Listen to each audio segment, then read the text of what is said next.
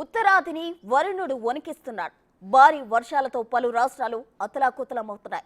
Cloud burst తో మెరుపు వరదలు ఊళ్లనే మింగేస్తున్నాయి. లోతట్టు ప్రాంతాల్లో ప్రజలు ప్రాణాలు అరచేతిలో పెట్టుకుని బిక్కుబిక్కుమంటూ బతుకు వెళ్లదీస్తున్నారు. పదుల సంఖ్యలో ముంపు ప్రాంతాల్లోని ప్రజలు గల్లంతవుతున్నారు.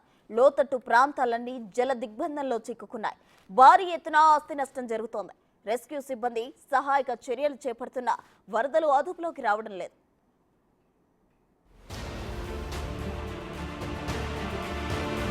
హిమాచల్ ప్రదేశ్లో కుంభవృష్టి వల్ల మెరుపు వరదలు పోటెత్తాయి. సిమ్లా జిల్లాలో ఓ గ్రామం ధ్వంసమైంది. సమేజ్కాడ్ గ్రామంలో ఒక ఇల్లు తప్ప ఊరంతా కొట్టుకుపోయింది. ఉదయం నిద్రలేచి చూసేసరికి ఊరంతా జలమయమైంది. ఈ పెను ప్రమాదంలో ఓ కుటుంబం ఏకంగా 14 మందిని కోల్పోయింది. వారంతా వరదల్లో కొట్టుకుపోయారు. గ్రామంలో గల్లంతైన వారి కోసం అధికారులు డ్రోన్లను మోహరించి వెతుకుతున్నారు. ఇప్పటి వరకు 8 మృతదేహాలను స్వాధీనం చేసుకోగా 50 మందికి పైగా గ్రామస్తుల ఆచూకీ తెలియాల్సి ఉంది. గ్రామంలోని 60కి పైగా ఇళ్లు కొట్టుకుపోయాయని డిస్ట్రిక్ట్ డిజాస్టర్ మేనేజ్మెంట్ అథారిటీ ఉన్నతాధికారి డీసీ రాణా వెల్లడించారు. ఆర్మీ సిబ్బంది, ఎన్డీఆర్ఎఫ్ సిబ్బంది రంగంలోకి దిగారు.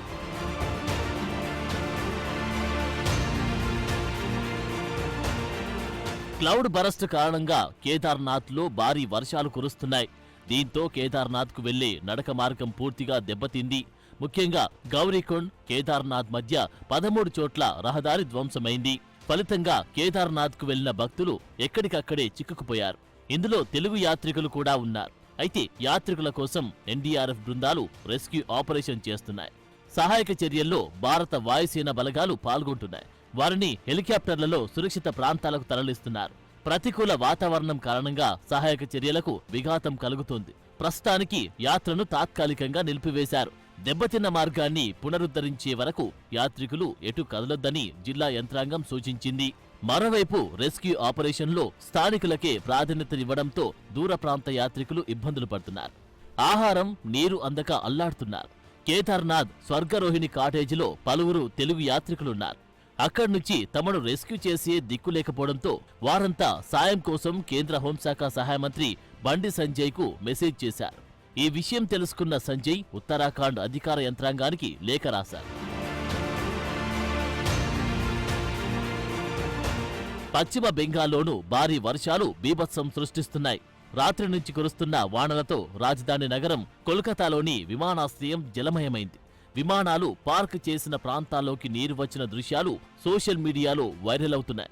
కోల్కతాతో పాటు హావ్డా, సాల్ట్ లేక్, బారక్పూర్లో కురుస్తున్న వర్షాలకు పలు ప్రాంతాల్లో మోకాలలోతు వరద నీరు చేరింది. వాతావరణ శాఖ ఎల్లో అలర్ట్ జారీ చేసింది. పురులియా, ముర్షిదాబాద్, మాల్టా, డార్జిలింగ్లకు ఆరెంజ్ అలర్ట్ ఇచ్చింది.